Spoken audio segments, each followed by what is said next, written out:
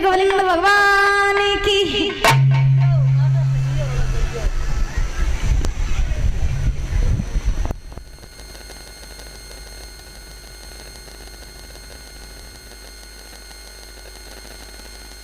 बोली राधा रानी सरकार की। तो महाराज ध्यान रखना, आज बड़े बड़े अपशगुन हुए। भाभी ने फिर से रोका, ससुराल मेरी बात मान जाओ, दूल्हा बन के न जाओ। ससुराल कहने लगा नहीं, ब्याह करने जाएंगे तो रुक्मणी के ही साथ में। अब भाभी ने दूल्हा बनाया, दूल्हा बना करके महाराज ससुराल दूल्हा बन गया। सुंदर सी बारात तैयार की और फौज तैयार की। फौज तैयार करके आज ससुराल पहुंच गया महाराज। कहाँ? कुंदनपुर में। जब ससुराल कुंदनपुर में पहुंचा,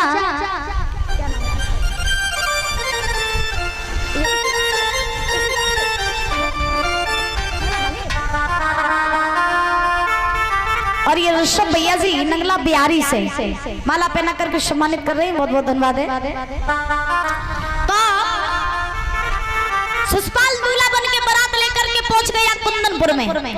रुकुम ने देखा, बारात का स्वागत सम्मान किया। यज्ञपति महाराज, तुम्हारे जमाने में जब तुम दूल्हा बन के गए हो अपने ससुराल में, सुनो, जब तुम दूल्हा बन के ससुराल में गए थे तब पहले बफर सिस्टम आता नहीं है? तो क्या सवाल हो? खड़े खड़े भोजन किया जाता था? बताओ, खड़े खड़े भोजन किया जाता था? नहीं ना।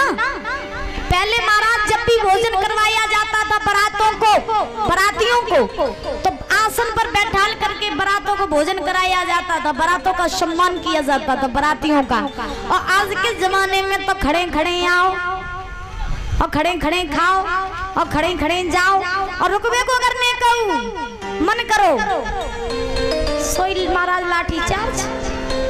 बेचारे कोई डर के मारे रुकता ही नहीं, सब भाग जा। और आज के जमाने में देखो महाराज, गांव में बारात आ रहे तो समझ में नहीं आता कि को गांव वाले को बारात दिया, समझ में नहीं आता भैया। बफर सिस्टम है। कछु कछु तो बड़े बुजुर्ग जात। एक बार महाराज एक बड़े बुजुर्ग राय में बारात में गए और बफर सिस्टम लगो रहा है। 100 रुपए रवि भैया जी, साउंड वाले भैया जी, इनकी तरफ से 100 रुपए आई, बहुत बहुत धन्यवाद है। तो एक दादा रहे, बुजुर्ग रहे, परीक्षा जी। अब उनके जमाने में कहाँ बफर सिस्टम धरो हुआ, तो उनके जमाने में कहाँ ये चाय कॉफी धरी थी, कहाँ ये महाराज कोल्ड ड्रिंक धरी थी। एक दादाजी रहे, सो बारात में गए, सो बफर सिस्टम लगो रहा है। सो डिस्पोजल में जो कुल्लड़ हो डबुआ, इन डबुआ में महाराज कोल्ड ड्रिंक भर के रख दई एक मेज पे। अच्छा महाराज मेज पे भर के रखी, सो दादाजी गए, उनने जानी पानी ठंडो ठंडो है। सो ठंडे ठंडे पानी तब मुंह धोने लगे महाराज, कोल्ड ड्रिंक तब मुंह धोने लगे। दूसरे बोले जी तुम क्या कर रहे? बोले पानी लला बहुत ठंडो है, जाते मुंह धोवे बड़ो मजा आ रहा है। एक बोले भैया कहा तुम सोए रहे लाल बाग में, जी कोल्ड ड्रिंक है पीने वाली, जो पानी नहीं है। हाँ जब पियो जा, तो बोले हम कहा जाने, हमारे जमाने में जो कुछ नहीं है। तो ध्यान रखना, आज रुकुम ने बारात का बड़ा ही स्वागत सम्मान किया। रुक्मणी को पता चला कि मेरे भैया रुकुम ने मेरी शादी अपने साले ससुराल के साथ तय कर दी है।